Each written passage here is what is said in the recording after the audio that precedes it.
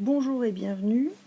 Ceci est une petite vidéo explicative du poly de l'UE Maths 126 à l'université Joseph Fourier à Grenoble, du poly d'étude de fonction d'une variable réelle. Et l'exemple ici qu'on va regarder, c'est de calculer le domaine de définition d'une fonction. Alors dans cette vidéo, on va donner un exemple de calcul de domaine de définition. Donc on a choisi la fonction suivante, qui comporte plein de problèmes tout mélangés. Donc la fonction, c'est log de 2x plus 1 divisé par racine de 1 moins x carré. Alors pour trouver le domaine de définition, on commence par identifier les zones à problème. Donc ici, les problèmes, on en voit 3. On voit le log, la racine et la division.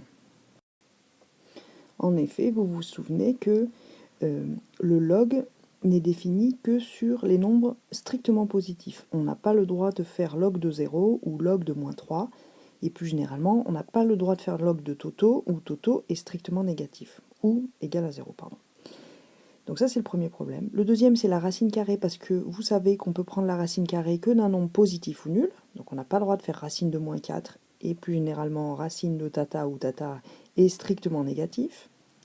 Et enfin, le dernier problème, c'est la division, puisque vous savez bien qu'on n'a pas le droit de diviser par 0. Donc quand on divise par quelque chose, par Titi, eh ben, on doit vérifier que Titi est non nul. Donc c'est ce qu'on va faire dans les prochains transparents. Alors, on va commencer par s'intéresser uniquement aux problèmes liés au log de 2x plus 1.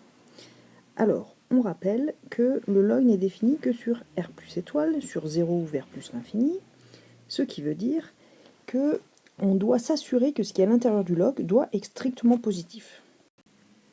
Donc ici, ce qui est à l'intérieur du log, le U pour nous, c'est 2x plus 1, et cette chose-là doit être strictement positive.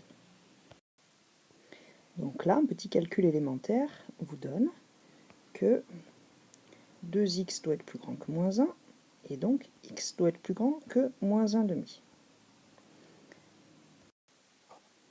Donc ça nous donne une première condition pour notre domaine de définition, qui est que x doit forcément appartenir à l'intervalle i, où i est donné par moins 1 demi plus l'infini.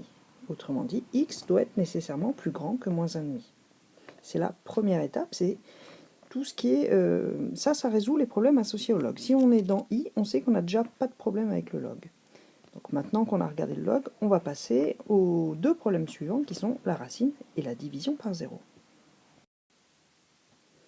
Ok, donc maintenant on va s'intéresser au deuxième problème qui est la racine. Donc cette fois on rappelle que la racine n'est définie que pour les nombres positifs ou nuls. Donc racine de u est bien définie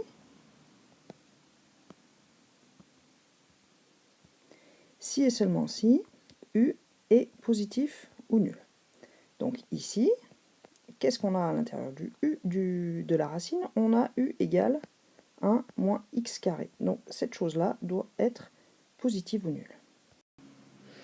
Alors donc ici, il faut faire l'étude du signe de u. Donc ce qu'on remarque, c'est que u, c'est un trinôme, un polynôme du deuxième degré, et il se factorise essentiellement en clignant des yeux très forts, puisqu'on voit que les deux racines sont plus 1 et moins 1, et donc ce polynôme se factorise de cette façon-là. On peut aussi remarquer que c'est a carré moins b carré, et ça se factorise donc en a moins b, a plus b. Donc a c'était 1 et b c'était x ici.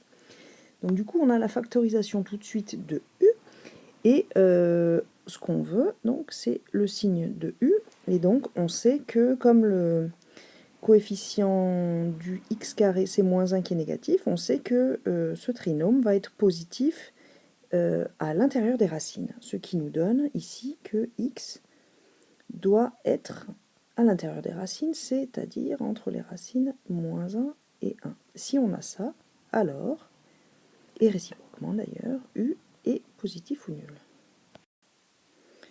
Donc ici, comme tout à l'heure, on peut dire qu'on a résolu les problèmes de définition liés à la racine carrée si et seulement si x est dans j, où j cette fois c'est moins 1, 1.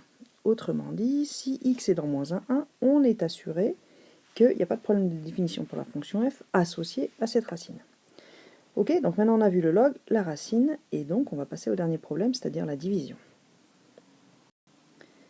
Donc là, le dernier problème, la division par 1 moins x carré. Donc comme toujours, on commence par un rappel. La division divisée par u, c'est bien défini. Si et seulement si, tout le monde le sait, u n'est pas égal à 0. Donc ici, on applique ça à u égale racine de 1 moins x carré. Donc cette chose-là doit être non nulle. Donc on va chercher les x qui posent problème en cherchant les x qui annulent le u. Donc c'est tout simplement ceux pour lesquels on a ça, que l'on peut élever au carré sans problème, ce qui nous donne x2 égale 1, c'est le même trinôme que tout à l'heure, dans le slide précédent, et celui-là, il a deux racines, x égale plus 1 ou x égale moins 1. Donc finalement, si on récapitule, u, c'est-à-dire racine de moins 1 moins x2, va être non nul si x est différent de plus 1 ou x est différent de moins 1.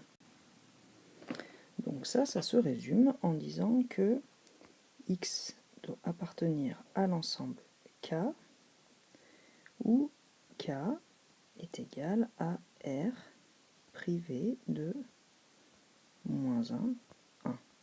Ou encore, K est égal à moins l'infini moins 1, ouvert moins 1, union moins 1, 1, ouvert des deux côtés, union 1 plus l'infini. Alors maintenant, si on récapitule, on peut rappeler les trois problèmes qu'on a résolus. Et ce qu'on veut donc, pour trouver le domaine de définition, c'est tout simplement trouver l'intersection de ces trois ensembles. Parce que évidemment, pour que f de x soit bien défini, il faut à la fois qu'on résolve le problème du log, c'est-à-dire qu'on soit dans i, et qu'on soit dans j pour résoudre le problème de la racine, et qu'on soit dans k pour résoudre le problème de la division. Donc c'est pas forcément super facile de trouver l'intersection de ces trois choses-là, donc on peut peut-être regarder deux par deux, parce que j inter k, c'est quelque chose qui n'est pas très difficile à voir, puisque k, c'est tout simplement retirer moins 1 et 1, et j, c'est justement l'intervalle moins 1 fermé. Donc j inter k, on peut trouver que c'est moins 1, 1 ouvert. Donc du coup, on a pour df que c'est simplement l'intersection entre moins 1 demi plus l'infini, et l'ensemble moins 1, 1 ouvert. Alors là, on fait un petit dessin s'il y a besoin, ou on cligne des yeux très fort, et on constate que ça fait l'intervalle moins 1 demi, ouvert, 1, ouvert aussi. Bon alors pour ceux qui ne sont pas trop à l'aise avec l'intersection qui a donné lieu au domaine de définition, on va peut-être revenir dessus. Donc je vous ai dit qu'on pouvait faire un petit dessin, donc effectivement on va dessiner la droite réelle, et dessus on va dessiner les deux intervalles, et comme ça on verra comment on fait l'intersection. Donc on va placer les points importants dessus, donc on a moins 1, 0, 1, et puis le moins 1 demi ici au milieu. Donc le premier intervalle, moins 1 demi plus l'infini, ça va être un intervalle ouvert qui part dans cette direction-là et qui continue. Et ensuite l'intervalle moins 1, 1, c'est l'intervalle ici, ouvert des deux côtés, entre moins 1 et 1. Et l'autre était parti de moins 1,5. Ok, et donc maintenant on peut voir sur ce dessin-là l'intersection. Donc là tout simplement, on prend tous les x qui sont à la fois dans un intervalle et dans l'autre. Donc on voit qu'on est dans cette zone-là, ce qui nous donne l'intervalle ouvert ici, ouvert là, toc. Et en voyant les bornes, on voit bien moins 1 demi, 1.